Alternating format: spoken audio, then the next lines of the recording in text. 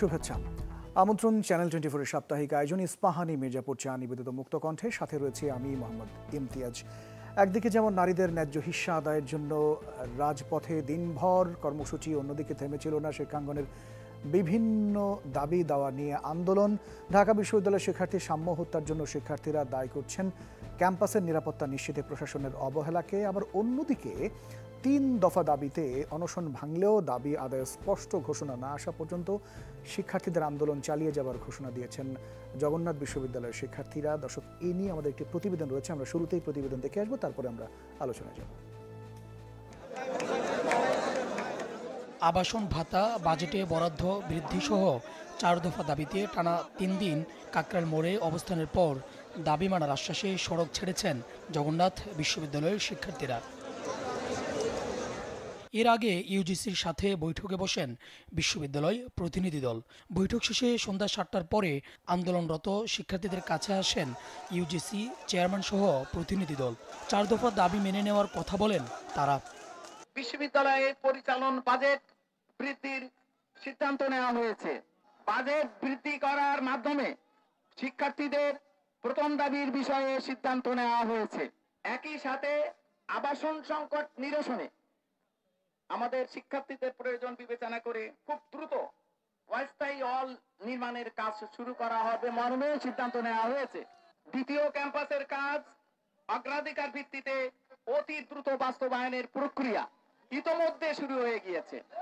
এরপরে আবারও নিজেদের অবস্থান জানান দেন বিশ্ববিদ্যালয় শিক্ষকরা। বলেন, দাবি মানার আশ্বাসে আন্দোলন প্রত্যাহার করলেও বাস্তবায়নে গড়িমসি মেনে নেবেন না তারা।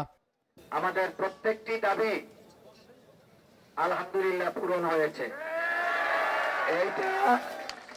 এইটা জগন্নাথ বিশ্ববিদ্যালয়ের জন্য যারা এই আন্দোলন কি করে এইটি আদায় করলেন ইতিহাসের পাতায়, আমরা তাদেরকে জাতীয় বীরের মর্যাদা দিতে চাই। এদিকে টানা 3 দিনের আন্দোলনে দাবি মেনে নেয়ায় আনন্দ প্রকাশ করেন শিক্ষার্থীরা। চান দ্রুত বাস্তবায়ন। তো এটা আমাদের জন্য খুবই ভালো লাগতেছে এবং আনন্দের নিউজ, আলহামদুলিল্লাহ খুব ভালো লাগছে। আমরা আসলে আশ্বাসে বিশ্বাসী না, যেটা হচ্ছে মূল কথা। আর হচ্ছে দাবি মানলো সেটার স্পষ্ট বর্ণনা দেয়নি, ইভেন কবে থেকে শুরু হবে সেটাও বলা হয়নি। যখন সুস্পষ্টভাবে বলবে বা লিখিত আকারে দিবে তখনই আমরা কেবল মেনে নিব যে তারা আমাদের দাবি মেনে নিয়েছে। আশা করব যে আমাদেরকে ভবিষ্যতে আমাদেরকে আর করতে হবে না, এটার জন্য আন্দোলন করতে হবে না। এর আগেও দাবি দাওয়া নিয়ে বেশ কয়েকবার রাস্তা নামেন জগন্নাথ বিশ্ববিদ্যালয়ের শিক্ষার্থীরা। সুলতান মাহমুদ আরিফ, চ্যানেল 24, ঢাকা। শিক্ষার্থীরা আশ্বাসে বিশ্বাসী নয়, কাজের বাস্তবায়ন তারা দেখতে চান। শিক্ষাঙ্গনে কিভাবে কমানো যাবে একের পর এই ধরনের অস্থিরতাগুলো, সংস্কার কমিশনই বা কতখানি বাস্তবমুখী ভূমিকা পালন করছে বা করতে পারবে, এই বিষয় নিয়ে আমরা আলোচনা করতে চাই। তাই আজকের বিষয় নির্ধারণ করেছি উত্তাল রাজপথ, অস্থির শিক্ষাঙ্গন। আলোচনার জন্য সম্মানিত অতিথি হিসেবে স্টুডিওতে রয়েছেন বাংলা ভিশনের উপবার্তা সম্পাদক মোস্তফা কামাল, এবং অনলাইনে আমার সাথে যুক্ত রয়েছেন জগন্নাথ বিশ্ববিদ্যালয়ের সাংবাদিকতা বিভাগের গণযোগাযোগ ও সাংবাদিকতা বিভাগের সহকারী অধ্যাপক রাহাত মিনহাজ। আপনাদের দুজনকে অনেক ধন্যবাদ, আপনারা কষ্ট করে সময় দিয়েছেন। মোস্তফা কামাল, আজকে নারী ডাকে মৈত্রী যে যাত্রা, সেই কর্মসূচি থেকে গুজব এবং ধর্মীয় উস্কানির বিরুদ্ধে কার্যকর ব্যবস্থা নিতে অন্তর্বর্তী সরকারের প্রতি তারা বিভিন্ন নারী সংগঠনগুলো দাবি জানিয়েছে। এছাড়া আসন্ন নির্বাচনে আপনি খেয়াল করেছেন যে তারা বলেছেন জনসংখ্যার অনুপাতে অন্তত শতকরা 33% নারী দিতে হবে। আবার অন্যদিকে যদি চিন্তা করি যে আগামী 23 মে হেফাজতে ইসলাম এই যে নারী সংস্কার কমিশন বাতিল সহ তার 4 দফা দাবিতে তারা একটা বিক্ষোভ কর্মসূচির ঘোষণা দিয়েছেন। এই বিষয়গুলো আপনি কিভাবে বিশ্লেষণ করছেন? জি, ধন্যবাদ আপনাকে, আমার সহ আলোচক মিনহাজকেও ধন্যবাদ। আমার গোত্রেরই মানুষ বা আমার সম্প্রদায়েরই মানুষ, বিশেষ করে নারী অধিকারের যে বিষয়টা, আমি এটাকে ছোট্ট করে দেখতে চাই। মানবাধিকার যদি প্রতিষ্ঠা হয়, নারী অধিকারের জন্য আলাদা কথা আর বলতে হয় না। কিন্তু নারীদের বিষয়ে মাঝে মধ্যেই যখন আমরা এমন সব কথা বলি, বাড়তি কথা যেটাকে বলে, সর্বশেষ যেটা হেফাজতে ইসলামের সমাবেশে হয়েছে সরোয়ার্দী উদ্যানে, ওখানে তাদের প্রথম দাবি ছিল তাদের উপর শাপলা চত্বরে যে হামলা হয়েছে সেটার বিচার, সেটার একটা বিহিত তারা চেয়েছে। পাশাপাশি দ্বিতীয় দাবি ছিল, আমার যদি ভুল না করে থাকি, যে গণহত্যা যে কথাটা আমরা বলি সেটা তাদের ওটা তো একটাই, তার আগে বিডিআর বিদ্রোহের নামে যেটা হয়েছিল সেটা একটা গণহত্যা। তৃতীয় দাবিটা ছিল শেখ হাসিনার বিচার, অর্থাৎ ফ্যাসিস্ট সরকারের বিচার। কিন্তু আমরা দেখলাম নিউজ স্টেটমেন্টে অথবা নিউজ পিক করার ক্ষেত্রে নারীর বিষয়টা সামনে চলে আসলো। এমন একটা অবয়ব দাঁড়ালো যেন সোহরাওয়ার্দীতে ওই সমাবেশটা হয়েছেই নারীদের বিরুদ্ধে। নারীদের বিরুদ্ধে পুরুষরা অথবা নারীদের বিরুদ্ধে আলেমরা দাঁড়িয়েছেন। যাবতীয় প্রচার বলেন, অঙ্গভঙ্গি বলেন, বিভিন্ন শব্দ বাছাই করা বলেন, আমাদের আলেমদের কয়েকজনে এমন সব কথা বললেন যে যাবতীয় আবহটা যে একটা নারী বিরোধী সমাবেশ, সেটা আমাদের জন্য অত্যন্ত দুঃখজনক দুদিক থেকেই। পরবর্তীতে একের ভিতরে তিনের মতো যেসব কথা চলে এসেছে, টোটালটা চলে গেছে আবার নারী বিষয়ক কমিশনের ঘাড়ে। জি, ওটাকে আবার একটা প্রতিপক্ষ করে ফেলা হয়েছে। আজ আবার যেটা হলো, প্রায় সম্ভবত 51টি সংগঠন নারীদের জড়ো হয়েছে। তারা যেই কোনো বিবেচনাতেই হোক বা বুঝে শুনেই হোক, তারা কোনো বক্তব্য দেননি গণমাধ্যমের সাথে। কিন্তু আমরা খেয়াল করলাম এই নিয়ে সোশ্যাল মিডিয়া, যেটাকে আমরা বলি, বাংলা তর্জমা করে বলি সামাজিক মাধ্যম, কিন্তু এই সামাজিক মাধ্যমের মধ্যে আমরা কিছু অসামাজিক ক্রিয়াকর্ম কিন্তু দেখে ফেললাম। আবার ভারতীয় কয়েকটি গণমাধ্যম, যেখানে আমাদের সাংবাদিকরা আমাদের নেত্রীদের কোনো বক্তব্য পাননি বা তারা কোনো বক্তব্য দেননি, ভারতের কয়েকটি গণমাধ্যমে কিন্তু দেখা গেল যে বক্তব্য আসলো। সেই বক্তব্যগুলো কোথায় তৈরি হলো, কোথায় তারা দিলেন, এগুলোও কিন্তু আমাদেরকে একটু ভয়ও জাগাচ্ছে, শঙ্কা দেখা দিচ্ছে। সেই ক্ষেত্রে সাবধানতার পর্যাপ্ত বিষয় আছে এখানে। আর নারীরা বাদ বাকি যেসব দাবিগুলো করেছেন, ওগুলোর তো অবশ্যই একটা যৌক্তিকতা আছে, কিন্তু তারপরও মানুষ হিসাবে মনে করব আমাদের নারীরা যথেষ্ট আগুয়ান। আপনি যদি আমাদের পাবলিক পরীক্ষাগুলো দেখেন, দেখবেন যে তারা বেশ ভালো করছে। ওটা কিন্তু আলাদা কোটায় করছে না, পুরুষের সাথে ছেলেদের সাথে পরীক্ষা দিয়েই ভালো করছে। চাকরির ক্ষেত্রে দেখেন, এমনকি গণমাধ্যম পর্যন্ত নারীরা বেশ ভালো করছে। এটা কিন্তু নারী কোটায় করছে না, সম্মিলিতভাবেই তারা করছে। তো সেক্ষেত্রে তারাও যেন কোটার মধ্যে বেশি বেঁধে না যান, তারাও যেন সম অধিকার বলছেন, সম অধিকার না বলে যদি মানবাধিকার বেশি করে বলেন, আমার মনে হয় এই জটিলতাগুলোর সুযোগ একটু কমবে। যদি মানবাধিকারটাকে একটু বেশি উচ্চারণ করেন নারী অধিকারের চেয়ে, সেটা একান্তই আমার ব্যক্তিগত উপলব্ধি। এবং সামাজিকভাবেও যে আমাদের একটু বিচরণ, ঘোরাফেরা বা দু চারজনের সাথে যেসব কথাবার্তা হয়, তাতে মনে হয় না যে নারী অধিকারকে আলাদা করে একটা যুদ্ধের মতো যেতে হবে অথবা একটা বিপ্লব করতে হবে এই ইস্যুতে। সেই ক্ষেত্রে তাদের প্রতিযোগিতাও বাড়ানো যেতে পারে, কারণ আমাদের নারীদের সক্ষমতা রাজনীতিতে বলেন, অর্থনীতিতে বলেন, পেশাগত দিক থেকে বলেন, আর শিক্ষায় তো বটেই, তারা কিন্তু বেশ ভালো করছেন। সেক্ষেত্রে তারাও যেন নিজেদেরকে সংকীর্ণ না করেন, সেটা আমার ব্যক্তিগতভাবে একটা আহ্বান থাকবে। জি, অনেক ধন্যবাদ আপনার কাছে। এই বিষয় নিয়ে আবারও আসবো আমরা। রাহাত মিনহাজের কাছে আসবো। রাহাত, এই বিষয়টিতে আপনার কোনো মন্তব্য রয়েছে কিনা জানতে চাইবো। পাশাপাশি আসার খবর হলো, আপনি যেহেতু জগন্নাথ বিশ্ববিদ্যালয়ে শিক্ষকতা করেন, সেখানকার যে শিক্ষার্থীদের 3 দিনব্যাপী যে আন্দোলন, সেই আন্দোলনে কিছুটা হলেও শিক্ষার্থীদের গণ অনশন ভেঙেছেন তারা, যদিও তারা এখনো পর্যন্ত বলেছেন যে বাস্তবায়ন না হওয়া পর্যন্ত তারা তাদের এই কর্মসূচি চালিয়ে যাবেন। একটু বলবেন, আপনার কাছে পুরো পরিস্থিতিটা জানতে চাই। শিক্ষক হিসেবে আপনার কাছে কতখানি বেদনা আপনাকে আহত করে কতখানি? জি, আমি আসবো আপনার দুটো প্রসঙ্গে। আমি প্রথমে একটু নারীদের এই সমাবেশ সম্পর্কে একটু বলি আপনাকে। আপনারা সবাই জানেন বেগম রোকেয়া সাখাওয়াত হোসেন, যিনি আমাদের এই অঞ্চলের অর্থাৎ বাংলাদেশ সহ পুরো সাউথ এশিয়াতেই নারী অধিকারের জাগরণের পক্ষে একজন বিখ্যাত ব্যক্তিত্ব ছিলেন। তার একটা চমৎকার আপনার উদাহরণ আছে নারীদের অধিকার নিয়ে। সেটা হচ্ছে এরকম যে তিনি আসলে একটা সমাজে নারী এবং পুরুষকে তুলনা করেছিলেন একটি সহজ বা একটা গাড়ির দুটো চাকা হিসেবে আর কি। হ্যাঁ, একটা সোসাইটি ধরেন একটা গরুর গাড়ির দুটো চাকা। এই দুটো চাকার যদি কোনো চাকা যদি ছোট হয়, কোনো চাকা যদি আপনি ইচ্ছা করে ছোট করে রাখেন, আরেক চাকাকে যদি বড় করেন, তাহলে দেখা যাবে সামনে গরু বা কোনো ইঞ্জিন লাগিয়ে যদি আপনি গাড়িটাকে সামনে নিয়ে যেতে চান, তাহলে কিন্তু গাড়িটা এগোতে পারবে, তার গাড়িটা কিন্তু ওখানেই ঘুরবে। অর্থাৎ আপনি যদি সমাজ সভ্যতাকে যদি আপনি এগিয়ে নিতে চান, দেশকে যদি আপনি এগিয়ে নিতে চান, নারীদেরকে কিন্তু আপনার নিজের স্বার্থে আপনাকে কিন্তু সমপর্যায়ে নিয়ে আসতে হবে।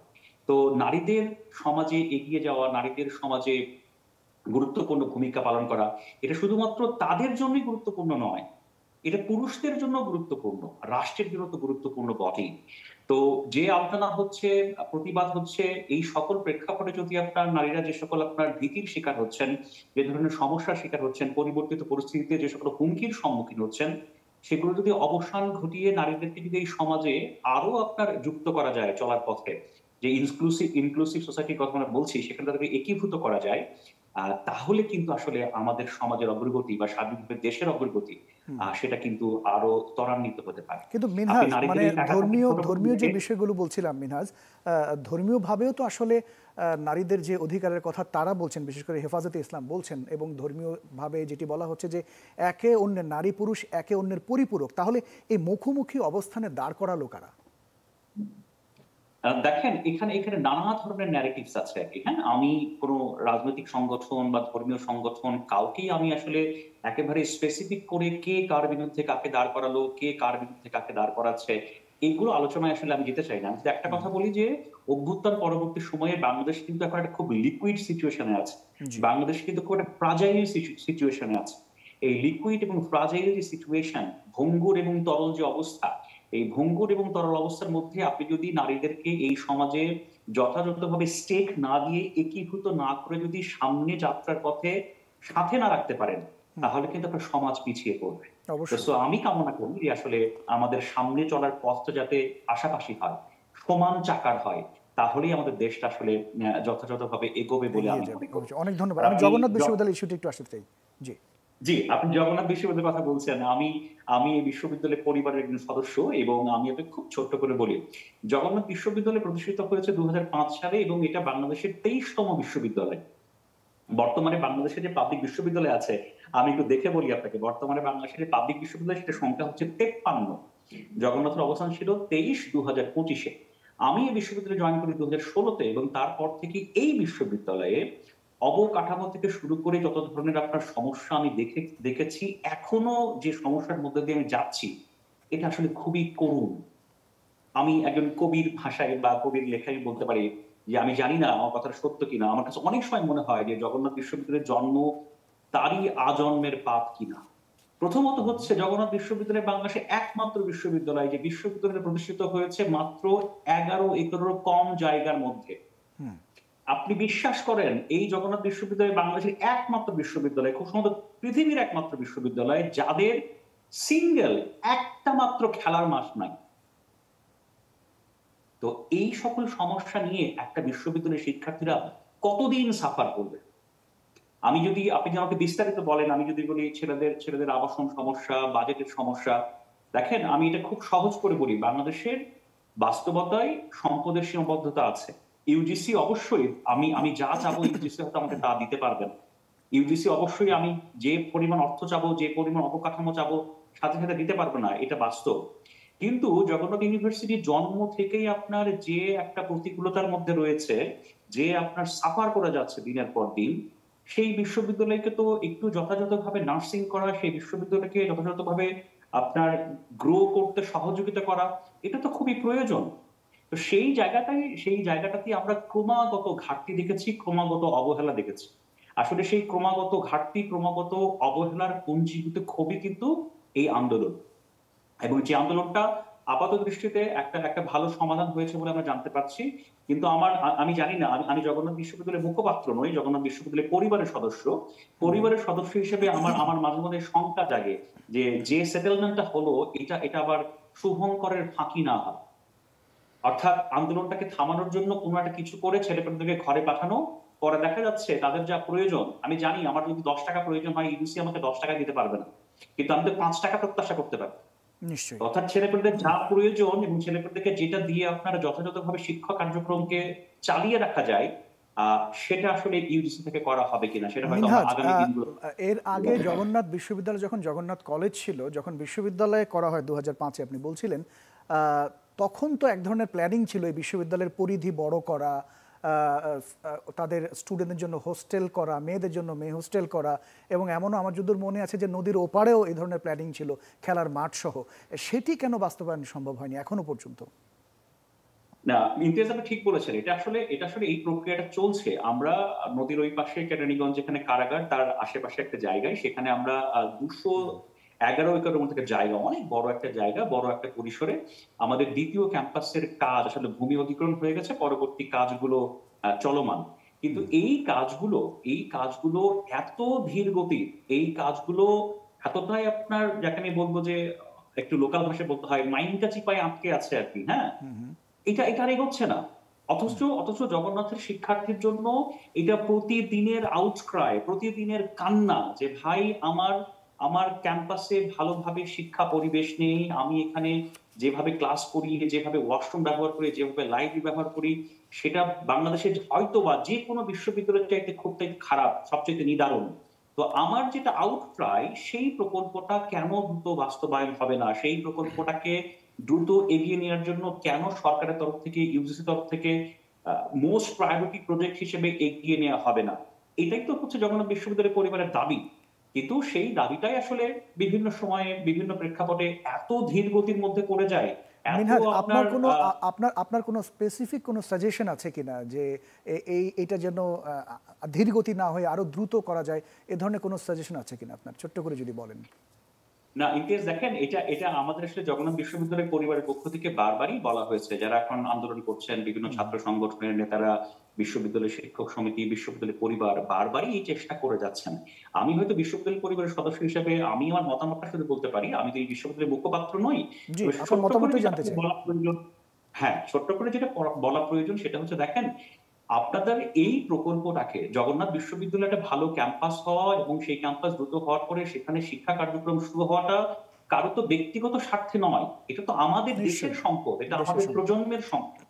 তো সেটাকে 20,000 শিক্ষার্থী পড়াশোনা করেন সেখানে। আমাদের সবারই আসলে কাজ করা উচিত।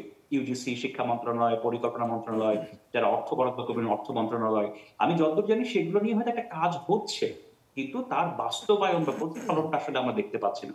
এটা খুবই ধীর গতির, এবং আমি জানি না এই কচ্ছপ গতির প্রকল্প হয়তো এই আন্দোলনের পরে হয়তো কিছুটা গতি লাভ করবে। হয়তো আমরা নিশ্চয়ই সেই প্রত্যাশা করতেই পারি। মিনহাজ, আপনাকে অনেক ধন্যবাদ আমাদের সাথে যুক্ত হওয়ার জন্য। মোস্তফা কামাল, আপনি শুনছিলেন মিনহাজের সাথে যদি আপনার কোনো সংযোজন করার একটু বিষয় আছে। এই কারণে আজ থেকে বছর 30-32 বছর আগে আমি একাধিক রিপোর্ট করেছিলাম এই জগন্নাথ, তখন কলেজ, ইউনিভার্সিটি হয়নি। তো তারা একটা বেদনা হতো, জগন্নাথ কলেজের শিক্ষার্থীরাও শিক্ষকরাও। অবকাঠামো বিচার করলে আপনি যদি কুমিল্লা ভিক্টোরিয়া কলেজ ধরেন, অথবা রংপুর কারমাইকেল কলেজ ধরেন, অথবা সিলেটের এমসি কলেজ ধরেন, অথবা ময়মনসিংহের আনন্দমোহন কলেজ ধরেন, গুণে মানে অর্থাৎ অবকাঠামোর প্রশ্নে আমি বলছি তারাও সমৃদ্ধ, কোনো কোনো ক্ষেত্রে জগন্নাথের চেয়ে বেশি। এরপর একটা উল্লেখ করবার মতো বিষয়, জগন্নাথ কলেজ যখন ছিল তখন এটার 11-12টা হল ছিল, অর্থাৎ ছাত্রাবাস ছিল। জি, দখলে ছিল যদিও। এগুলো যেমন আরমানিটোলা ছিল আব্দুর রহমান হল, ছিল আজমল হক হল, সিংটোলায় ছিল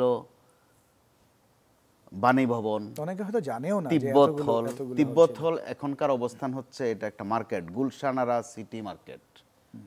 এটার মালিক হচ্ছেন বিগত যে ক্ষমতায় যারা ছিলেন ওই দলের এমপি হাজি সেলিম, তিনি তার স্ত্রীর নামে সেটা করেছেন, গুলশানারা মার্কেট। এরপর আরও কতগুলো হল ছিল, শাহাবুদ্দিন হল, হাবিবুর রহমান হল, শাহনেওয়াজ ভবন। গুণে মানে খুব সুন্দর নয়, কিন্তু ছাত্ররা মোটামুটি মিলেমিশে থাকতেন এগুলোতে। তো এই সময়টাতে কিন্তু সুযোগ আছে, রাজনৈতিক সরকার আসলে সেটা সম্ভব হবে না। এই কারণে এই ভবনগুলো বা এই ছাত্রাবাসগুলো কাদের দখলও আছে সেটা সম্ভবত আমার সহকর্মী বা এখন শিক্ষক প্রফেসর মিনহাজও জানেন। তো রাজনৈতিক সরকার আসলে এগুলো উদ্ধার করা সম্ভব হবে না। সোজা পরিষ্কার কথা যেটা, এখন কিন্তু একটা সুবর্ণ সময় যাচ্ছে এক অর্থে, যেখানে আজকের ফয়সালা কিন্তু এসেছে যে সাময়িক একটা ব্যবস্থা করা।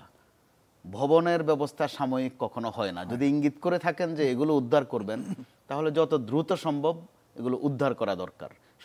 এই সরকার চাইলে উদ্ধার করা খুব কঠিন হবে না।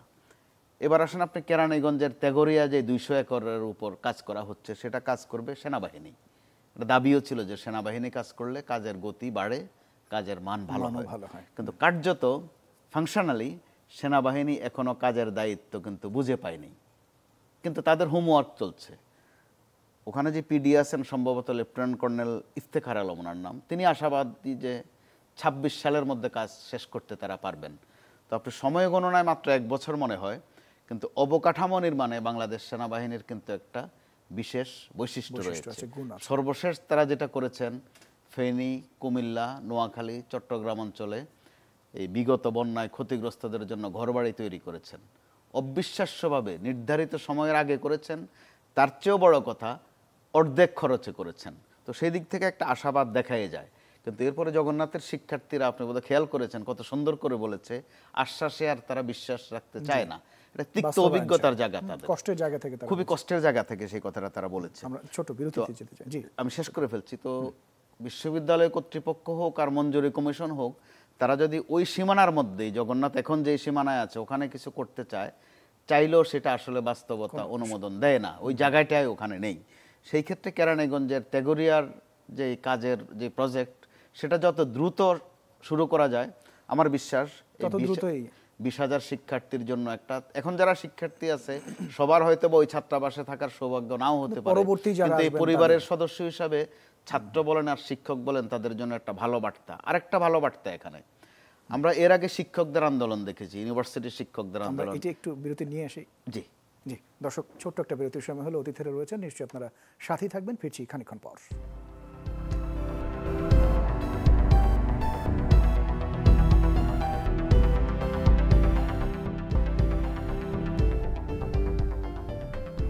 বিরতির পর আরও একবার স্বাগত। ইস্পাহানি, মির্জাপুর চা নিবেদিত মুক্তকণ্ঠের সাথে রয়েছে মোহাম্মদ ইমতিয়াজ। আমার সাথে যুক্ত রয়েছেন বাংলা ভিশনের উপবার্তা সম্পাদক মোস্তফা কামাল, এবং এই মুহূর্তে অনলাইনে আমার সাথে আরও একজন অতিথি যুক্ত রয়েছেন, গণযোগাযোগ ও সাংবাদিকতা বিভাগের সহযোগী অধ্যাপক সাইফুল আলম চৌধুরী। তিনি ঢাকা বিশ্ববিদ্যালয় থেকে যুক্ত হয়েছেন। কিছুক্ষণ আগে আমার সাথে রাহাত মিনহাজ যুক্ত ছিলেন, এই মুহূর্তে সাইফুল আলম চৌধুরী। অনেক ধন্যবাদ জনাব সাইফুল আলম চৌধুরী। জনাব মোস্তফা কামাল, বলছিলাম যেটা, এবারের আন্দোলনটার কিন্তু একটু সৌন্দর্য আছে বাড়তি, সেটা উল্লেখ করতে হবে। এর আগে, অর্থাৎ 5 আগস্টের আগে ছাত্রদের যে আন্দোলন ছিল, বৈষম্য বিরোধী ছাত্র আন্দোলন আমরা যেটা বলছিলাম, ওই আন্দোলনের সাথে শিক্ষকরা ঠিক ওইভাবে যুক্ত হননি, বরং শিক্ষকদের কারো কারো ভূমিকা ছিল ওই সময়ের দানবীয় সরকারের পক্ষে। ঠিক তার কয়েকদিন আগে ছিল শিক্ষকদের আন্দোলন, সেটা ছিল বৈষয়িক আন্দোলন, কোনো সুনির্দিষ্ট শিক্ষা বিষয়ক আন্দোলন নয়। ওই আন্দোলনে আবার ছাত্ররা শরিক হয়নি। খেয়াল করে দেখুন ভিন্নতাগুলো। এর ফাঁকে আবার, অর্থাৎ 5 আগস্টের পর আমরা এখনো আছে যেটা ডেভিল হান্ট অভিযানে, বিভিন্ন শিক্ষা প্রতিষ্ঠানে আমরা দেখলাম যে একটু ডেভিলের ঘোরাফেরা কিন্তু ব্যাপকভাবে। Dhaka college to city college, এই অঞ্চল বাদ দিয়ে তিতুমির কলেজ শেষ হলে সোহরাওয়ার্দী কলেজ, সেটা শেষ হতে না হতে পূর্বাঞ্চলে মাহবুব মোল্লা কলেজ, অর্থাৎ বাদ থাকছে না আর কিছু। অনেক দিন পর এবার কিন্তু এই জগন্নাথের এই আন্দোলনে ছাত্র এবং শিক্ষক একসাথে আসলেন। অর্থাৎ শিক্ষাকেন্দ্রিক যে যৌক্তিক দাবি আছে বা থাকতে পারে, ছাত্র এবং শিক্ষক একসাথে হতে পারেন। অন্তত মন্দের দিকের মধ্যেও একটু ভালো দিক হচ্ছে এটা, যে সামনের দিকগুলোতে আর বিচ্ছিন্ন কিছু যেন না হয়। কারণ আমরা এরই মধ্যে যেটা দেখলাম, ঢাকা বিশ্ববিদ্যালয়ে কিন্তু আরেকজন ছাত্রের লাশ পড়ে গেল। এই সময় লাশ পড়বে কেন, সেটা তো মোটেই ধারণার মধ্যেও নয়, আকাঙ্ক্ষিতও নয়, দুঃখজনক ঘটনা। কিন্তু এক ঘটনার যে আরেক ঘটনায় দেখেন কিভাবে চলে যায়। জগন্নাথের শিক্ষক এবং শিক্ষার্থীরা বিদায় নিলেন সন্ধ্যার মধ্যে আজকে। ঢাকা বিশ্ববিদ্যালয়ের ছাত্ররা বললেন তারা কালকে আবার আসবেন শাহবাগ মোড়ে। অর্থাৎ এক ধরনের ডেভিলের ঘোরাফেরা কিন্তু আমরা দেখছি। কোনটা থেকে কি হয় এগুলো আমাদেরকে কিন্তু বাজে বার্তা দিচ্ছে। যেহেতু আমরা একটা সুযোগ কিন্তু পেয়েছি, অনেক দুর্যোগের পর একটা সুযোগ এসেছে যে সব কিছুর মধ্যে যেন একটা সুন্দর নিষ্পত্তি হয়। কিন্তু সব কিছুতে আবার আমরা দেখছি যে যমুনার দিকে একটু হাঁটা চলা শুরু করা, ওখানে একটু ঘেরাও করা। মনে হয় যেন যে ওখানে ঘেরাও করলেই, অর্থাৎ প্রধান উপদেষ্টার কথা বলছি, ওনাকে ঘেরাও করলেই বা দাবিনামা নিয়ে ওখানে গেলেই, বায়না ধরলেই কিছু একটা বোধহয় আদায় হয়। জগন্নাথ কলেজের যেটা হয়েছে, 3 দিন কিন্তু আমরা বাড়তি ভোগান্তি সয়েছি। ওই 3 দিন আমরা বাড়তি ভোগান্তিটা না সইলেও পারতাম। আজকে যেভাবে ফয়সালাটা হয়েছে, তার আগে 3 দিন আপনি দেখেন কি নৈরাজ্যকর একটা অবস্থা। ওখানে একজন উপদেষ্টার গায়ে পানির বোতল মারা হলো, এটা কিন্তু ভালো তথ্য নয়। আবার ছাত্ররাও যেসব স্লোগান শুরু করেছিল একটা পর্যায়ে, যে কোনো সময় এগুলো কিন্তু ভিন্ন দিকে যেতেও পারে, বা ভিন্ন দিকে নেয়ার লোক অথবা শক্তি কিন্তু আছে দেশে। তো সেই জায়গা থেকে এই অস্থিরতার পেছনে আপনার কাছে কি মনে হয়? দাবি দেওয়াটাই কি আসলে মুখ্য, না এর পেছনে আর পলিটিক্যাল কোনো ইন্ধন? অবশ্যই বা রাজনীতির কিছু বাইরে রয়েছে? নয়, এগুলো রাজনীতি অত্যন্ত সম্পৃক্ত, সেখানে সিরিয়াসলি সম্পৃক্ত। ঢাকা বিশ্ববিদ্যালয়ের ঘটনা কিন্তু বিশ্ববিদ্যালয় ক্যাম্পাসে আর থাকেনি, সেটা গড়িয়ে গেল সোহরাওয়ার্দী উদ্যানে, জি, কারণ ঘটনাস্থল ওখানে।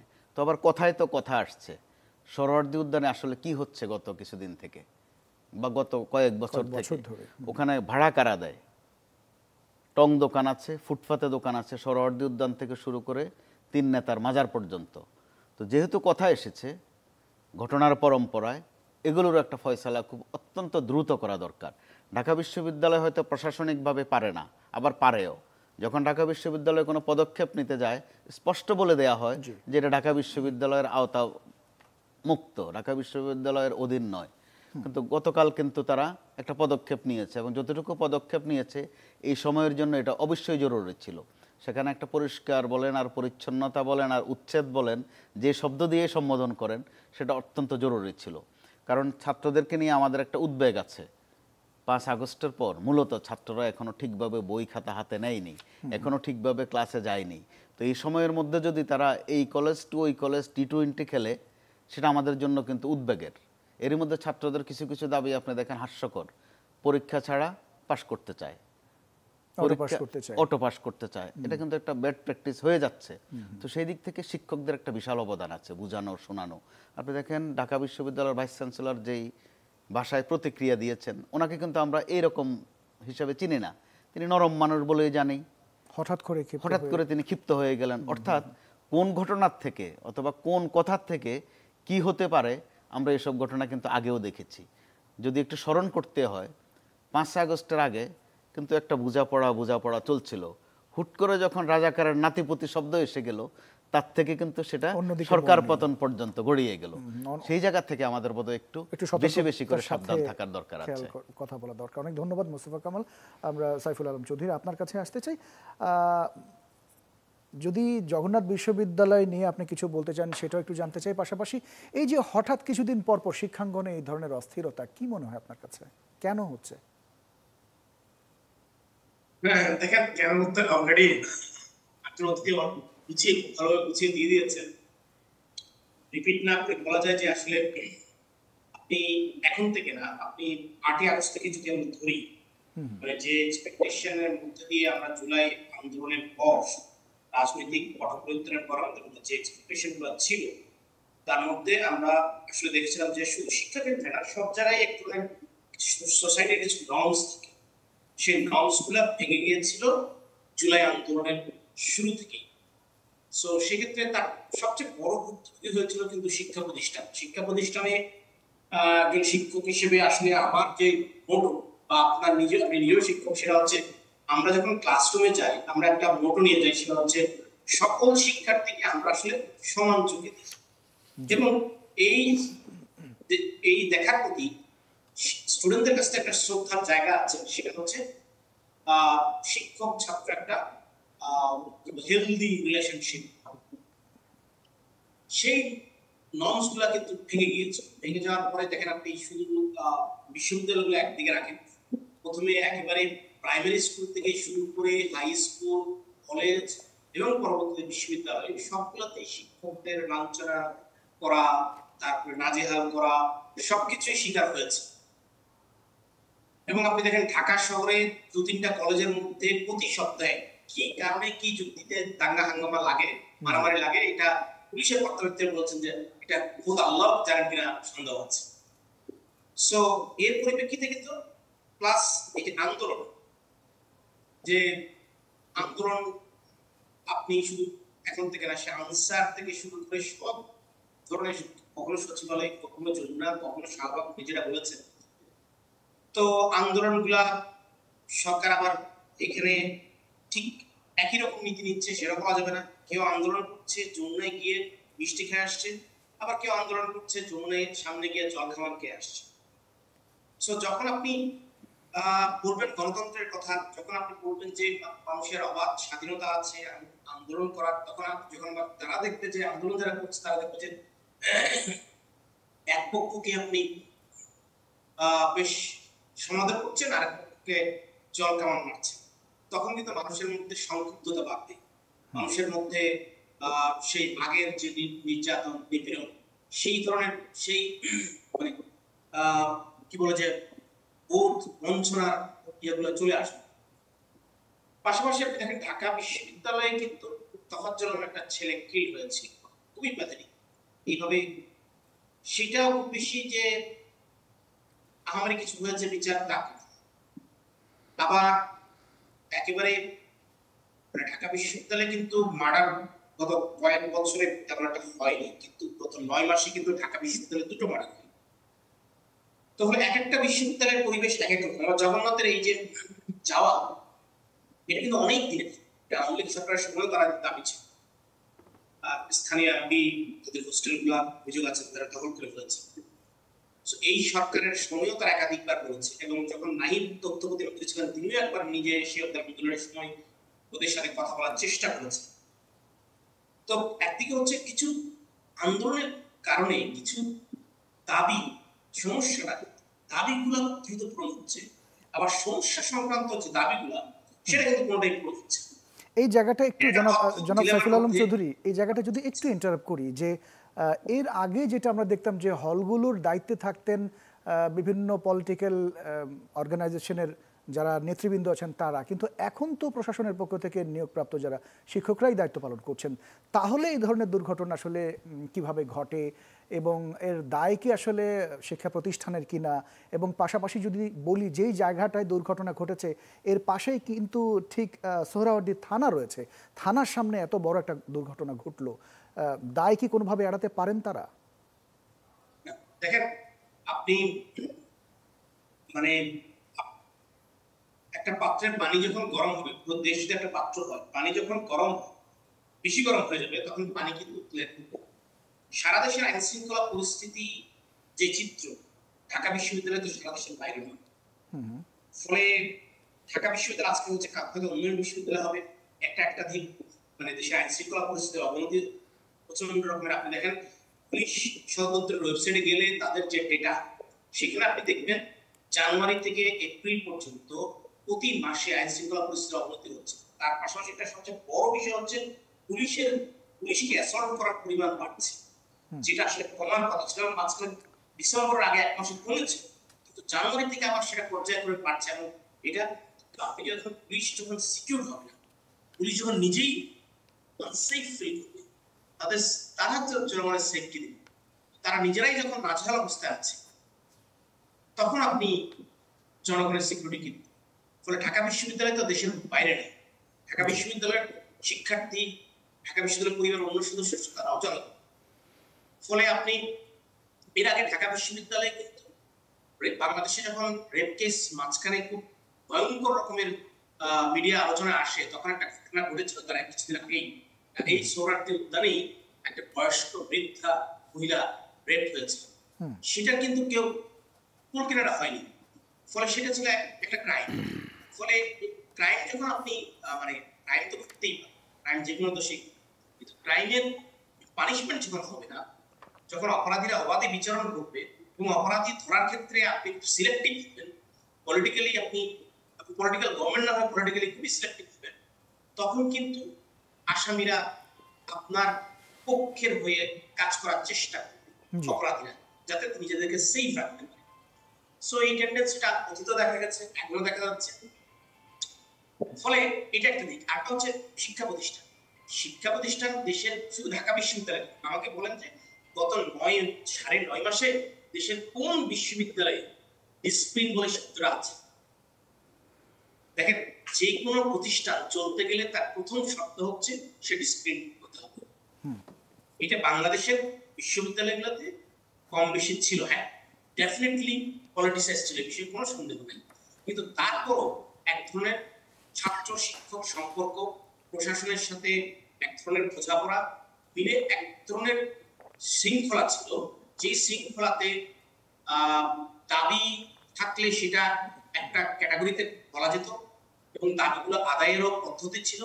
কিন্তু এখন সবকিছু মনে হচ্ছে না, আমি পিসি আক্রমণ করলে বা বিশ্ববিদ্যালয়ের ক্লাসে তালা মারলে, আবার দেখেন সাম্য যে মারা গেছে জি, বিশ্ববিদ্যালয়ে যে বা অন্য দেখেন এক ধরনের আচরণ হয়, কেউ একজন কোনো দলের মারা যায়, কার জানা যায় সবাই ডাক দেয়, কিন্তু সামনের বেলা আমরা কি দেখলাম, সেটাও কিন্তু মানে ওর যে একটা পলিটিক্যাল দল করতো, তাদেরও তো একটা মানে বক্তব্য থাকতে পারে।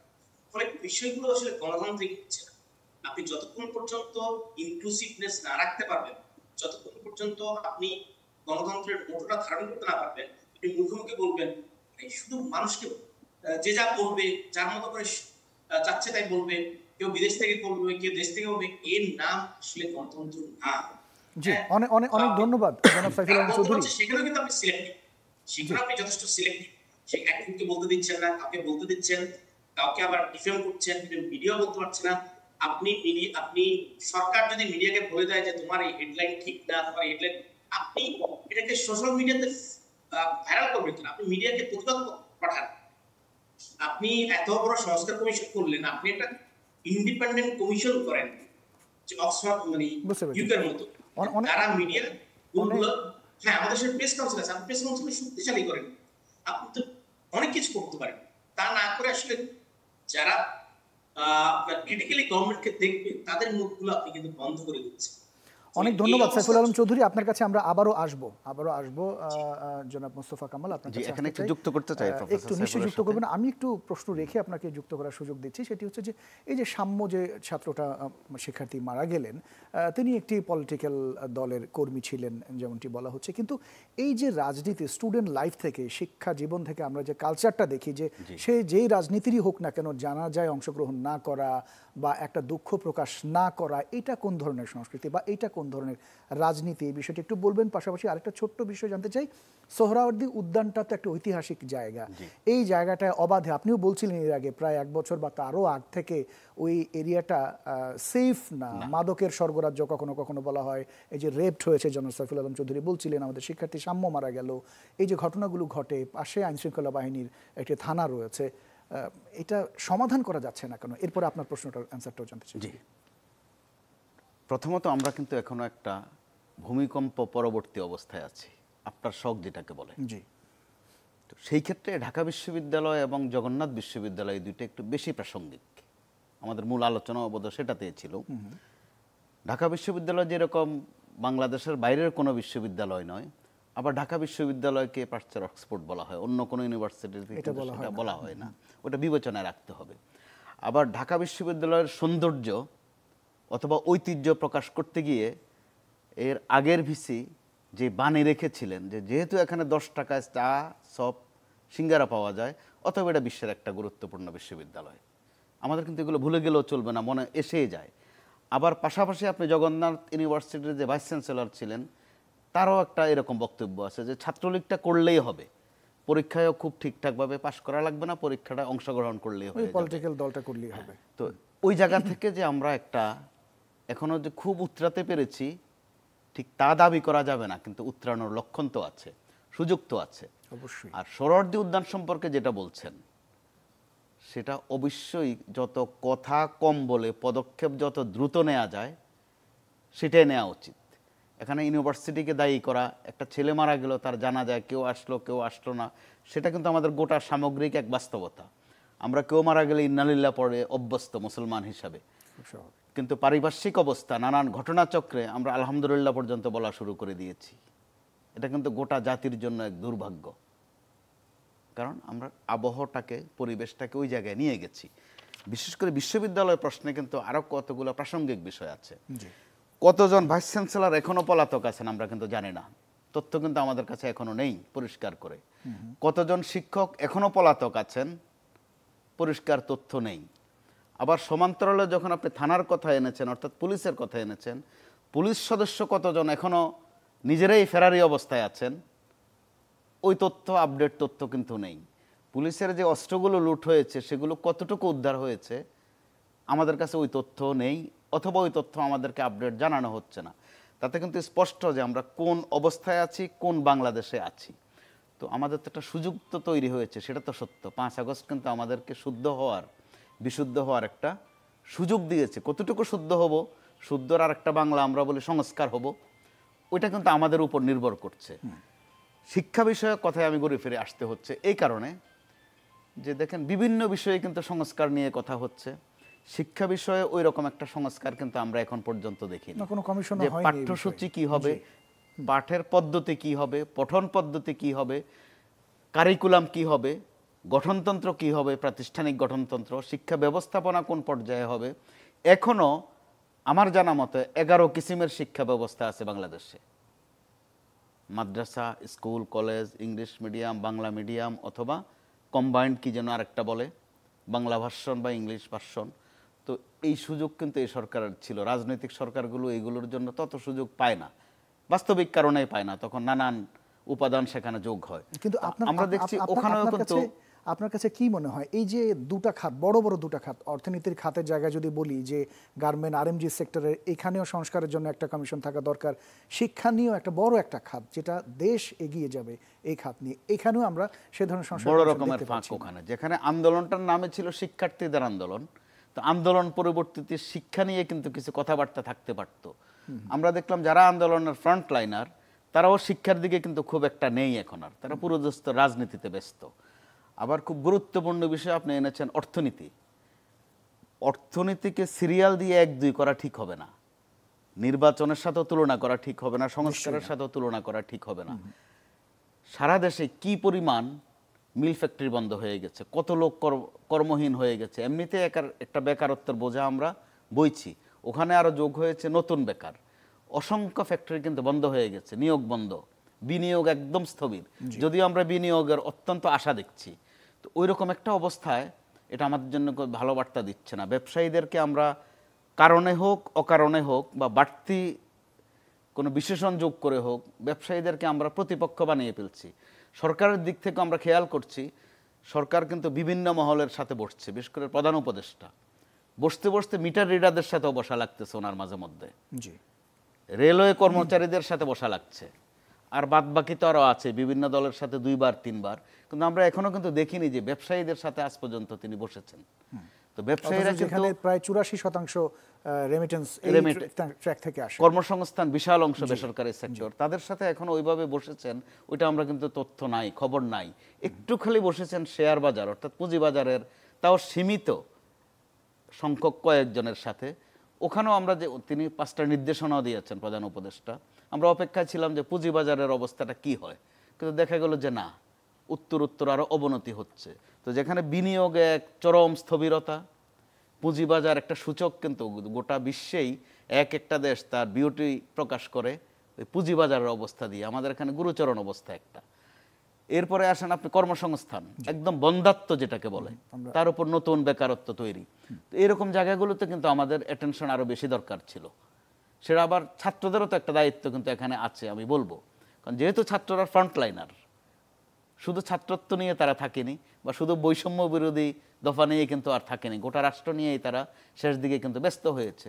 ওই ক্ষেত্রে তাদেরও কিন্তু দায়িত্ব আছে শিক্ষা এবং ব্যবসা, অর্থনীতি, এই দুটা বিষয় নিয়ে একটু অ্যাটেনশন দেয়। আমরা কোথাও কিন্তু দেখছি না যে ছাত্রদের পক্ষ থেকে বা তাদের সংগঠনের পক্ষ থেকে এ ধরনের কোনো উদ্যোগ নেওয়া হয়েছে। আবার যে বড় দলটি এই মুহূর্তে বাংলাদেশের, অর্থাৎ বিএনপির কথা আমি বলছি, তারা সরকারের বিভিন্ন ভুলভ্রান্তি ধরছে এবং ধরাই উচিত, অন্তত প্রেসারে রাখার জন্য হলেও ধরা উচিত। কিন্তু তাদেরও কিন্তু আমরা অ্যাটেনশন দেখছি না যে বিজনেস কমিউনিটি নিয়ে কথা বলা, ব্যবসায়ীদেরকে আমরা গণহারে কিন্তু ব্যবসায়ীদেরকে প্রতিপক্ষ করে ফেলছি।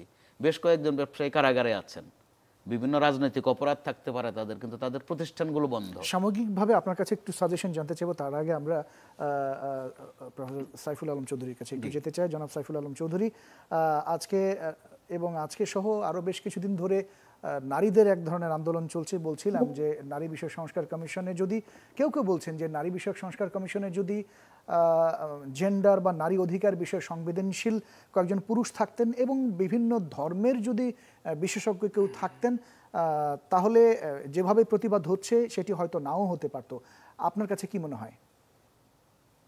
আমি একটু অন্যভাবে দেখতে চাই। সেটা হচ্ছে, দেখেন, শুধু নারী সংস্কার কমিশন না, যতগুলো সংস্কার কমিশন হয়েছে, ধরেন সংবিধান সংস্কার কমিশন, ওখানে বাংলাদেশের জাদ্রেল লয়ার আছেন কয়জন? সুপ্রিম কোর্টের নাই, একজন। আচ্ছা, আছেন গণমাধ্যম সংস্কার কমিশন, ওখানে কোন ইনভেস্টিগেটিভ জার্নালিস্ট আছেন যিনি বাংলাদেশে ইনভেস্টিগেটিভ জার্নালিজমের প্রবলেমটা বলতে পারবেন? একজন নাই। নির্বাচন সংস্কার কমিশন, তাদের দায়িত্ব হলো নির্বাচন সংস্কার করা। তারা বলছে তারা একটা নির্বাচন কমিশনের জন্য আইন করবে। এই জন্যই কি আপনার কাছে, এই জন্যই কি সংস্কার উদ্যোগ সহ একটি আপনার সাথে একটু সাপ্লিমেন্ট একটু করি যে যুক্তরাজ্য ভিত্তিক দ্য ইকোনমিস্ট গতকাল একটা প্রতিবেদন প্রকাশ করেছে, সেখানে বলেছে রাষ্ট্র সংস্কারে গঠিত বিভিন্ন কমিশনের সুপারিশের বিষয় ঐকমত্যে পৌঁছানো অত্যন্ত দুরূহ হয়ে পড়েছে। আপনার কাছে কি এই বক্তব্যের কারণে? আমি যা দেখি সাদা চোখে, এটা হচ্ছে সরকার এই যে যমুনায় নিয়ে গিয়ে এক পক্ষকে জোর করে কিছু বাস্তবায়ন করবে, প্লেইনলি এটা সম্ভব না। কারণ আমি ধরেন গণমাধ্যম নিয়ে কাজ করি, গণমাধ্যম সংস্কার কমিশন আমি রিপোর্টটা দেখেছি, পড়েছি একবার না কয়েকবার। দ্যাট ইজ মাইক্রো লেভেলের সংস্কার। আপনি গণমাধ্যমকে একটা পলিটিক্যাল সিস্টেমের মধ্যে না ফেলে আপনি সংস্কারের চিন্তা করবেন, এটা হতেই পারে না। Absolutely disaster. আপনি সাংবাদিকের বেতন অটোমেটিক্যালি বাড়বে, এটা একটা বিশাল বিষয়। এটা পলিটিক্যাল সিস্টেমের মধ্যে আপনাকে ফেলতে হবে। ওনারা দেখেন সাংবাদিক এবং লাইসেন্স কে পায়, এগুলা খুবই মাইক্রো লেভেলের সংস্কার। মানে তার কারণ আছে, আমি কারণটা বলছি। তার নির্বাচন কমিশনের সংস্কার একটা তাদের আইন করার কাজ করার কথা না। তারা করেছে কি, তারা একটা আইন ড্রাফট করেছে, ওখানে একজন লয়ার নাই, নট এ সিঙ্গেল আইনজীবী ওই কমিশনে নেই। তারা একটা আইন ড্রাফট করে দিয়েছে, সেই আইন ড্রাফট আমাদেরকে মেনে নিতে হবে, নির্বাচন কমিশন মানতে হবে। তারপরে দেখেন আপনার নির্বাচন কমিশন, নারী সংস্কার কমিশন। নারী সংস্কার কমিশনের সবচেয়ে বড় দুর্বলতার রিপোর্টটা কি জানেন? তারা সংবিধান সংস্কার করতে বলেছে। তারা সংসদে কত আসন, মানে সংসদে উচ্চকক্ষ হবে না নিম্নকক্ষ হবে, সেই সাজেশনটা তারা দিচ্ছে। যে নির্বাচন কমিশনে একই সময় দিচ্ছে, সংবিধান সংস্কার একই দিচ্ছে। আমার কাছে মনে হচ্ছে কিছু ব্যক্তি খুব এক জায়গায় একটা রসুনের বা পেঁয়াজের একটা কোয়া আছে না, সেই জায়গাটায় বসে আছেন, সেইখান থেকে বাকিদেরকে ডিরেকশন দিচ্ছেন, সবগুলো এক হইতে হবে, তাতে পোক্ত হবে আর কি, মানে দাবিটা পোক্ত হবে যে ৭২-এর সংবিধানটা ফেলে দিতে হবে, এটা এই করতে হবে, সেই করতে হবে। আরে ভাই, যেটা আপনার কাজ না সেটা আপনি করবেন কেন? আপনার কাজ হচ্ছে কিছু সাজেশন দেওয়া, কনটেক্সট চিন্তা। আপনি জোর করে বাংলাদেশকে আমেরিকা বানাইতে পারবেন না। আপনি আমেরিকার কিছু নিবেন, আপনি আফ্রিকার কিছু নিতে হবে, আপনি সাউথ এশিয়ার কিছু নিতে হবে। সবচেয়ে বড় কথা হচ্ছে বাংলাদেশের কনটেক্সটে, মানে কনটেক্সট ইজ এভরিথিং, কনটেক্সটে সেটা ফিট করে কিনা। আপনি বাংলাদেশে জনাব সাইফুল আলম চৌধুরী, আমরা একেবারে শেষ প্রান্তে যদি ছোট্ট করে বলেন। জি, ছোট্ট করে বলছি, বাংলাদেশের কনটেক্সটটা বিবেচনা না করে এইভাবে সংস্কার কমিশনের রিপোর্ট দিলে, সেটা ধর্ম হোক, কালচার হোক, জাতি হোক, আমাদের অনেকগুলো জাতি আছে, তারাও বেদনার্থ হতে পারে, হচ্ছে। হ্যাঁ, এইটা বাংলাদেশের কনটেক্সটে, বাংলাদেশের হিস্ট্রিক্যাল পলিটিক্যাল কনটেক্সটে, সোশ্যাল কনটেক্সটে, ইকোনমিক কনটেক্সটে আপনাকে চিন্তা করতে হবে। একটা অ্যাবসলিউটলি চিন্তা করেন। আর শিক্ষাঙ্গনে অস্থিরতা কমাতে স্পেসিফিক যদি আপনার কোনো সাজেশন থাকে একটু বলবেন। হয়তো আপনারা বললেনই যে সবচেয়ে বড় দরকার ছিল শিক্ষা, সেটা হয়নি, নাম্বার 1। নাম্বার 2, দেখেন যখন আন্দোলন চলছিল, জুলাই আন্দোলন, তখন 9 দফা দেওয়া হয়েছিল, সেখানে একটা দফা ছিল শিক্ষাঙ্গনে আর রাজনীতি চলবে না। সমস্ত প্রপোস্টের কাছ থেকে সিগনেচার নেওয়া হয়েছিল যে কোনো হলে রাজনীতি চলবে না। সেটা এখন কিভাবে চলে? সেই তারাই যারা সিগনেচার নিয়েছিল তারাই এখন রাজনীতি করছে। তো এটা তো জেলাও সে বধূ হয়ে গেল। এইভাবে আপনি শিক্ষাঙ্গনকে আপনাকে ওই যে শিক্ষাঙ্গনের মোটোটা ফিরে আনতে হবে। তার জন্য বড় দরকার হচ্ছে আপনাকে ইনক্লুসিভ হতে হবে, আপনাকে সবাইকে সমান চোখে দেখতে হবে। যদি স্টেটের চিফ সবাইকে সমান চোখে না দেখেন, সেই স্টেটে তাহলে থাকতে পারে। জি, অনেক ধন্যবাদ জনাব মোস্তফা কামাল। আমি যদি এক বাক্যে এখানে আমি ছোট্ট করে যোগ করতে চাই, একেবারে শেষ প্রান্তে মাইন্ডসেট বলতে একটা কথা বুঝি, যেটার একেবারে প্রচলিত ভালো বোঝায় যে নিয়তটা সাফ করা। আমাদের বুঝতেই হবে আমরা যে এখন কোথায় দাঁড়িয়ে আছি, কোন কারণে এই জায়গাতে দাঁড়াতে পেরেছি, কোন কারণে এই কথাগুলো বলতে পারছি। তো এই সুযোগটা যদি আমরা না নেই, বলা হয়ে থাকে যে ওই যে সংস্কার প্রশ্নে যে ভালো হয়ে যাওয়া, মেরামত হয়ে যাওয়া, তো আবার বাংলা একটা কথা চালু আছে যে ভালো হতে কিন্তু পয়সা লাগে না। তাহলে কি লাগে? নিয়ত লাগে। নিয়তটা ঠিক আছে কিনা। আবার দেখা গেল নিয়তটা ঠিক আছে কিন্তু সুযোগটা নাই। এবার কিন্তু সুযোগটাও আছে আমাদের, আমরা এই সুযোগটা নিব কিনা, নিয়ত ঠিক রেখে আমাদের সুযোগটা কাজে লাগিয়ে অবশ্যই আমরা কিন্তু যার জায়গা থেকে। অনেক ধন্যবাদ জনাব মোস্তফা কামাল, ধন্যবাদ জনাব সাইফুল আলম চৌধুরী। সাম্প্রতিক ঘটনাবলী রাজপথে অস্থিরতা উত্তাপ বাড়িয়ে তুললো। আমরা আশা করতে চাই নতুন বাংলাদেশের নারীদের অধিকার যেমন নিশ্চিত হবে, তেমনি শিক্ষার পরিবেশও হবে উন্নত, সেই প্রত্যাশা রেখে আজকের মতো আমরা বিদায় নিচ্ছি। আগামী সপ্তাহে নতুন কোনো বিষয় নিয়ে, নতুন অতিথি নিয়ে আবারও হাজির হব। সেই পর্যন্ত সবাই ভীষণ ভালো থাকবেন।